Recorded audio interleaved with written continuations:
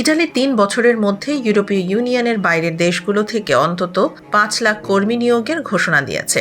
নতুন flow decree বা ডেক্রেতো ফ্লুসি অনুযায়ী পরিবহন, কৃষি, নির্মাণ, উৎপাদন এবং পর্যটন খাতসহ বিভিন্ন গুরুত্বপূর্ণ খাতে চাকরির সুযোগ মিলবে।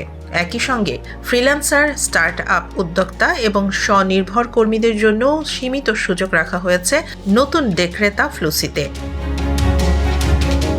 ফ্লো ডিক্রি অনুযায়ী আবেদন প্রক্রিয়াটি ডিজিটাল এবং দ্রুত সম্পন্ন করার সুবিধা রয়েছে। অগ্রাধিকার পাবেন ইটালি চুক্তিবদ্ধ দেশগুলোর নাগরিক, ইটালীয় বংশোদ্ভূত কর্মী, শরণার্থী এবং রাষ্ট্রহীন ব্যক্তি, পাশাপাশি পারিবারিক যত্ন ও সামাজিক স্বাস্থ্যসেবা প্রদানকারীরা। মৌসুমী কর্মীদের ক্ষেত্রে কৃষি ও পর্যটন শিল্পে অভিজ্ঞতা থাকা বাধ্যতামূলক।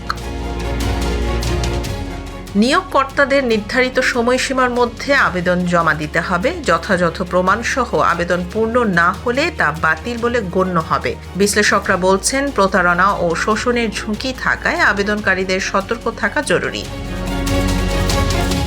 ইটালির নতুন এই নীতি বিদেশি কর্মীদের জন্য উজ্জ্বল সুযোগ নিয়ে এসেছে। তবে এটি শুধু চাকরির সুযোগ নয়, নিরাপদ অভিবাসনের পথও খুলে দিচ্ছে। যারা ইটালি যেতে আগ্রহী তাদের উচিত প্রক্রিয়াটি মনোযোগ দিয়ে অনুসরণ করা এবং সকল নিয়ম কানুন মেনে আবেদন করা।